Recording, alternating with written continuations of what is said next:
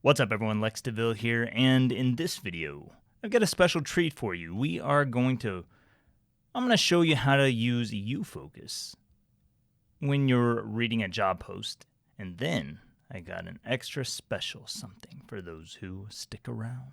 Hey minions, if you're new to the channel and you like what I have to say, then be sure to subscribe and click the notification bell so you never miss a video. Only do this if you like what I have to say and if you want to hear more about freelancing, entrepreneurship, and personal world domination. For those who don't know me, I'm Lex DeVille, and on this channel, we help you escape corporate prison and build a freelance empire. We share lots of freelance tips and tutorials, so if you're new, consider subscribing. Last video, we went over some words.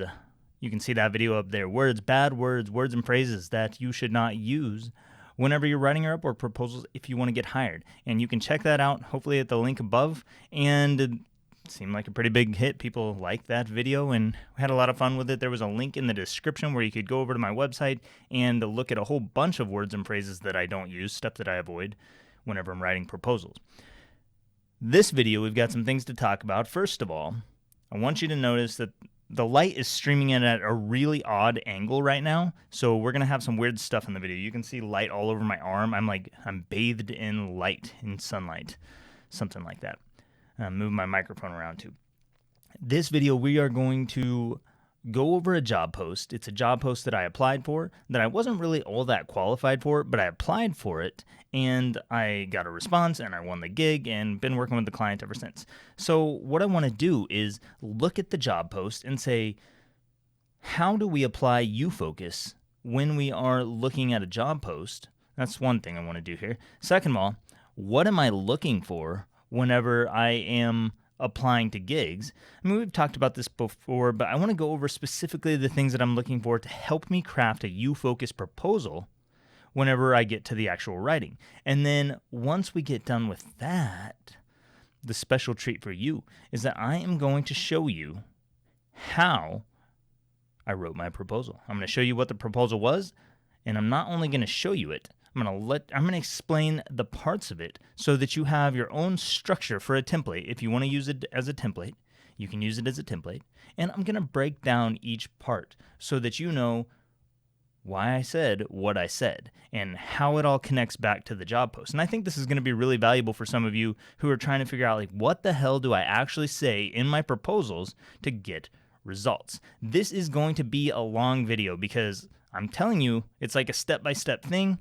And then I go into a UFocus proposal and template and all that. So if you are ready for that, I guess let's get go. Wait, there's one other thing. One thing before we get started. Down in the description of this video, I'm going to drop a link to more proposal templates. I've got several of them that I've updated just for the upcoming year. These are going to be some for going into 2022. We're at the end of 2021 right now. So swing by, get those proposal templates. There's going to be more proposal templates, even more than this, in Freelance University, which is just come open. You know, I just kind of did a soft launch, a soft, quiet open, so it's out there if you guys want to go check it out. Haven't really talked about it much, but go down and get this. This is free, and these will be proposal templates that you can use and customize for your clients and hopefully help you get some good results. Now, let's get into this content for this video. So check it out. In this video, I am just going to go through a job post that I applied to with a UFocus. I want to break down some of the different aspects of it and show you, like, here's what I was looking for in this job post. Here's how I figured out what a UFocus proposal would look like for me. Here are the key things that I'm jotting down. And then how did I actually write that proposal? How did I write it with a UFocus? What did I say? Why did I say it? And how can you apply those things to your own proposals going forward? And so within this system here, UFocus can be applied in job posts. And you can apply a UFocused approach when you're reading a job post. And that's what I want you to start to do. So that's what we're going to look at, starting with this job post here, which normally I probably wouldn't even be that qualified for, but I liked what it said and I liked how it was said. So we'll make this maybe kind of a longer video just so I can break it down for you, but look what it says here. We're going to start at the top. Looking for good copywriter with knowledge in tech, database topics. Go down here to the job post. It says, digital marketing agency, looking for very good writer, must have knowledge of tech. The topic is database development, so it's a bit tricky. Potentially long-term cooperation, or cooperation, however you want to say that. Make sure to include writing samples. USA only. Do not apply if you are outside the US, please. Nothing personal. This just needs an excellent American English writer. Thank you all and stay safe. Daniel. P.S. A major plus if you also have SEO knowledge, but this is not as important as tech writing experience. PPS. Pay is $100 per 1,200 to 1,300 word article. I have a scope of about 4 articles per month for the right person. Okay, so what am I looking for whenever I go into this? What was I looking for? What was I thinking? And why would I even apply to something where I'm not a great fit for it? Because normally I wouldn't do technical topics. So first thing I'm starting with is the title. And I'll go ahead and see if I can write that here. Number 1 is the title. What did they say in the title? What can we find here? Get that out of the way. Okay. They said that they're looking for a good copywriter. And then they also said they want that person to have knowledge of the tech/database, that kind of area. So we want a good copywriter with tech and database knowledge. Those are going to be very important things, of course. Obviously, that's the skill, is copywriter, which is what I do. But then the tech and database aspect is going to be really important. The second thing that I'm going to look for is going to be the industry. What industry is this client in? Now, right here, we can see he starts off digital marketing agency. So he wants you to know that you're going to be working with an agency. So digital marketing agency is the industry, and they are working with a tech client. So they are not the tech client. So they're going to have different expectations from what a tech client will have. And I'm not going to apply to this like I was applying to a tech client. I'm going to apply to it like I'm applying to a marketing agency. That's going to be valuable. The third thing I'm looking for, I want to know, what is this person's criteria for a good freelancer? In other words, when this client looks through proposals, what does a good freelancer look like to him? How is he going to know a good freelancer when he sees it? What criteria are those people going to meet? First of all, they're going to be a good copywriter. We already know that because he said it in his title, and then he repeated it in the first line. Second, they're going to have tech knowledge, specifically database knowledge. So if you have some tech knowledge and database knowledge, that's going to be super duper valuable. Number 3 is going to be that we need USA only. He said that he only wants US freelancers, so if you're not a US freelancer, this one's probably not going to be the right fit for you. And then he said somebody with writing samples. So if you don't have writing samples, again, not going to be the right one for you. Now we can go down here and also look at his criteria. We'll put this as number 4. Criteria for a great freelancer. So if you have these other criteria, this is going to make you great. So he has a PS statement. It says a major plus if you also have SEO knowledge.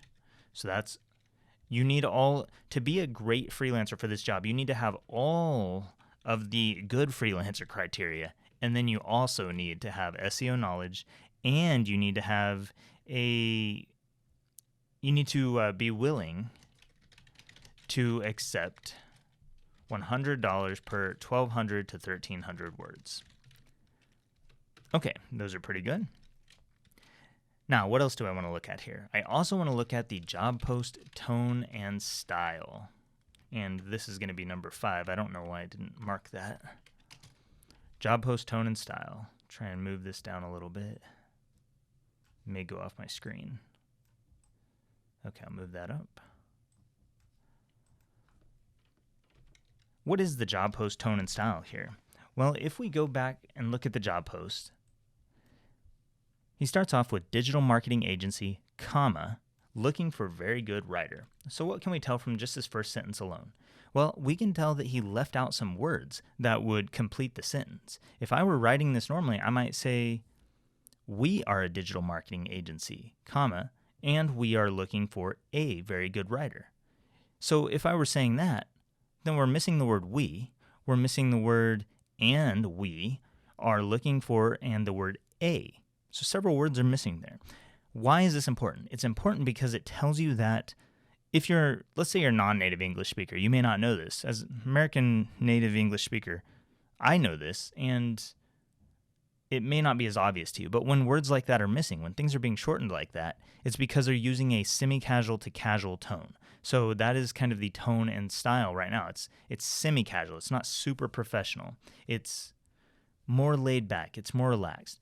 Watch how it works in the next few sentences. So must have knowledge of tech. Notice this word tech. It's not technology. So he's shortened it to be faster, to be more catchy. That's what marketing agencies do. That's how they talk. These are not technical people. This is an agency, and so they are talking like marketers. They're not talking like technical people. The topic is database development, so it's a bit tricky. Look at the word it's. He could have said it is a bit tricky. That would be a much more professional and formal tone, but he said it's. He shortened it. So that's how you can start to see that the tone and style is going to be semi-casual tone, and he's got a basic marketing style, which is his marketing style is also indicated down here, where he signs off with PS statements and then PPS statements. That's something that marketers do. Copywriters and marketers will do that. Usually other types of clients won't do that very often. Okay, anything else I want to note about this before we move on? So I would do a quick scan whenever I'm looking at this. I say, okay, what do we got up here? We've got 5 stars, 18 reviews, so that's quite a few reviews. I look down here, I see he's spent over $20,000, so he's got some money invested. He's got 61 jobs posted, so he's looking for quite a few people.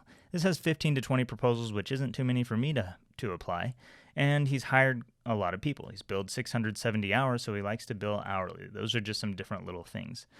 Now, I want to go down and show you the proposal that I wrote for this. So before we do that, let's talk about being you-focused when you're reading the job post.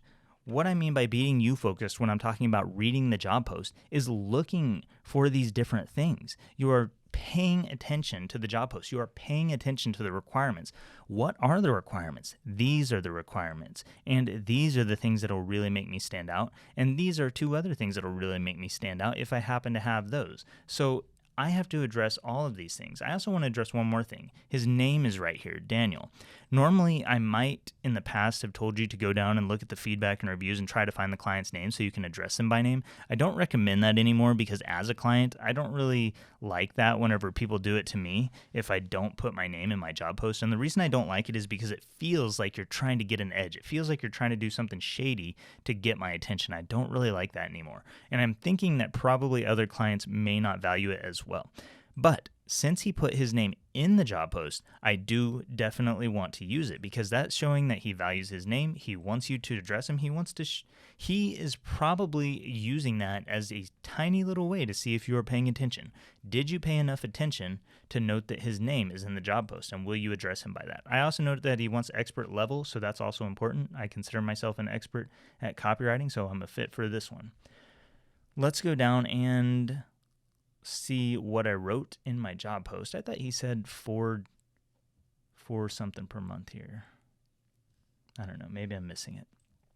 Okay, we're going down to my cover letter now. Let's see. All right, here's my cover letter. And I may have to extend this. Okay, let me drop down a little bit further. So I started off with a headline. And I'll just kind of go through the basics of a you-focused proposal that I've got here. So the basics of my proposals are a headline, a greeting, an opening paragraph, or an opener as I call it. And then we have this right here, which is what I call a secondary paragraph or a credibility paragraph, credibility statements. I have my portfolio, which you can see is linked here. And then I have my closing statement. Well, actually, this is my closing statement. That's just kind of a final paragraph that I put in here. Some extra benefits. We have my signature, and then we have a PS statement down here. All right, so that's the basics of a short, you-focused proposal. When I'm writing proposals, if I just want to snap off something pretty quick, I just make sure that I have those different things. Headline, greeting, opener, credibility, portfolio, closing statement, signature, and then a PS statement. You don't necessarily need a PS statement unless you're a copywriter or a marketer in some area of marketing, then you probably want that. Other people like virtual assistants probably don't need that. Okay, back to the headline. Is MySQL database knowledge fine? Why is this important? I'm going to tell you a couple of reasons. First of all, I use the word database and I use the word knowledge. He said he needs somebody with tech knowledge, and I'm showing that I have tech knowledge by not only using the word knowledge, that's mirroring his own language, as well as database, that's also mirroring his own language, but I show that I have tech knowledge immediately by using the word MySQL, because only somebody who has a little bit of tech knowledge will even know to use the word MySQL, and I don't have much tech knowledge. I only have basic WordPress knowledge, but I've gone into WordPress, into my hosting provider, SiteGround, deep enough to know that there's an area called MySQL and that thing is a database, and that's where my WordPress database connects. So I use this and I say, hey, I have tech knowledge. I show it first, and then I say the words that mirror his own language, database knowledge. And I ask it as a question because I don't really need to say I'm an expert at this. I just show it by saying, is this fine? And if it's not fine, that's okay. He said he needs database. He didn't say specify what kind. So I'm just showing that I have some tech knowledge. I address him with, hey, Daniel. And I keep it casual here. I don't keep it super professional. I don't get super excited with an exclamation point. Hey, Daniel. It's just casual, semi-casual. And that fits for this job because that's the tone that he had. Say, saw you need a writer for tech companies. So he said he needs a very good writer. He also needs a copywriter, but he said both, so I can use either or. Saw you need a writer for tech companies. Here I'm using his own language back again. It's tech, it's not technology.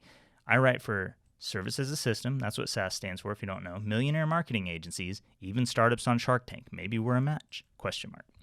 The reason I said it like this, first of all, I want to say I write for technology companies, and I do write for SaaS companies sometimes. I also write for millionaire marketing agencies right now. Since he's a marketing agency, it's really valuable for him to know that I write for millionaire marketing agencies because maybe that's what he's aspiring to, or maybe that's where he's already at.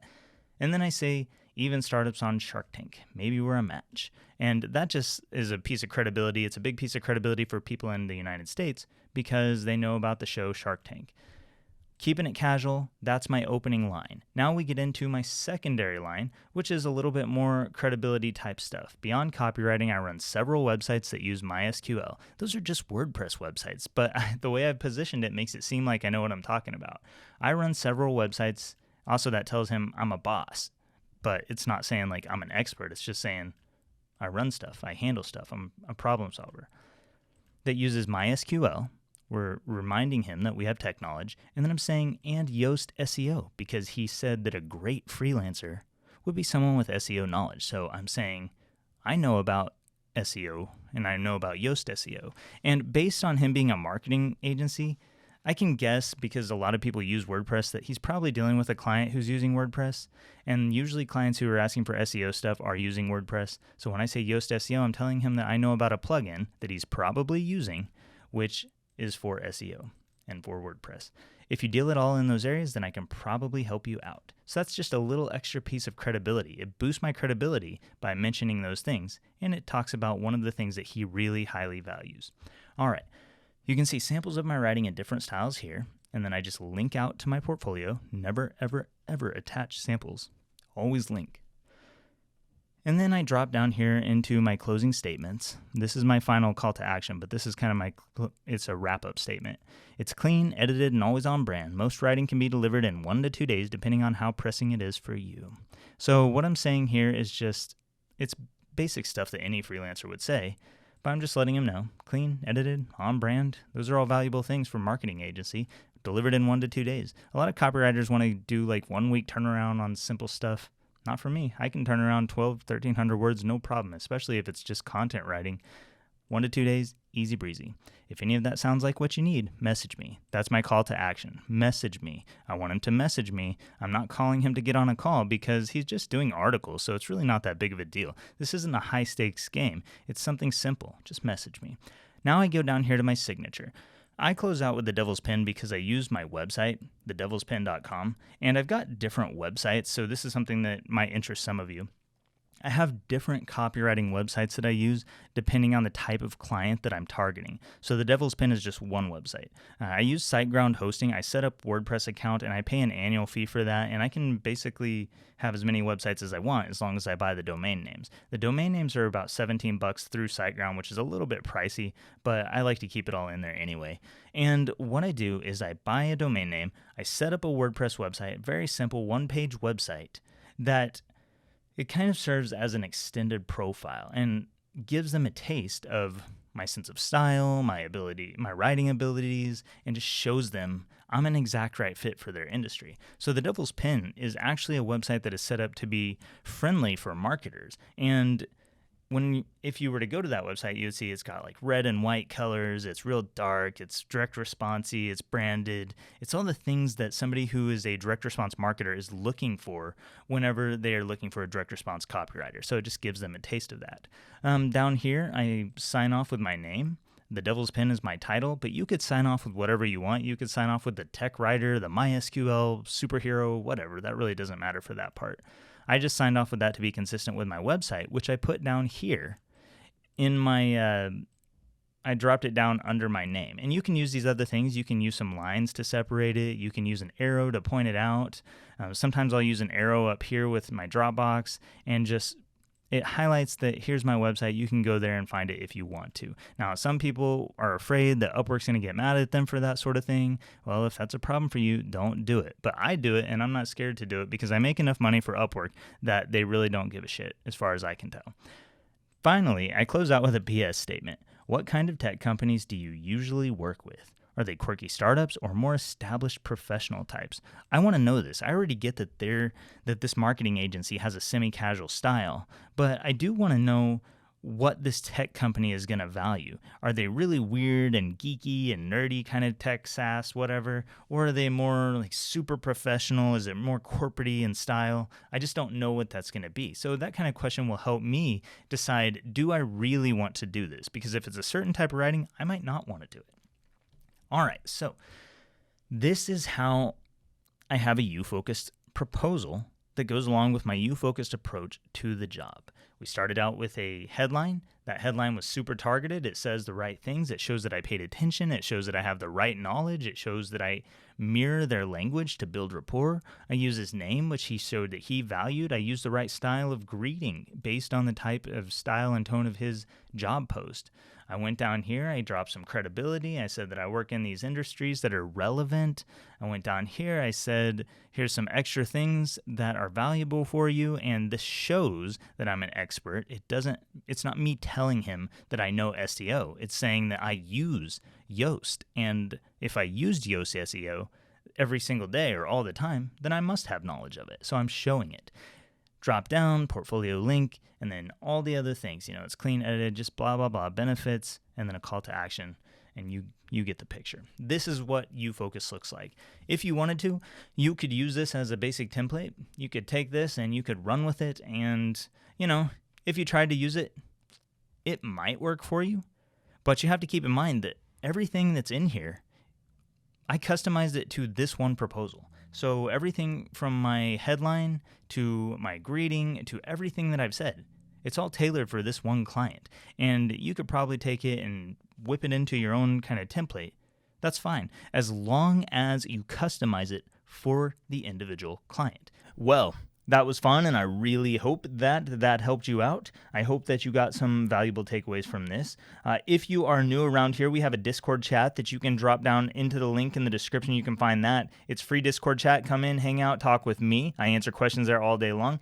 Come in and ask questions about freelancing, copywriting, business, mindset, whatever it is that you want. You may not always like the answer that I give you, but I will usually give you an answer, or somebody else will help you out. There's over 500 people in there, so it would be a valuable place for you if you're a freelancer to come hang out. Beyond that, you can go get those free templates down in the description. You can find the link down below this video, and also, I don't know if we'll put a link to Freelance University down there or not. Probably not for this video, but Freelance University is open and available at my website, lexdeville.com. You can check that out there if you want. I'm Lex DeVille. Thank you so much for watching. I really do hope that you found this video helpful for you, and I hope you get good results. Come let me know about your results when you get those good results. let me know in a comment on one of my next videos. See you soon. Later.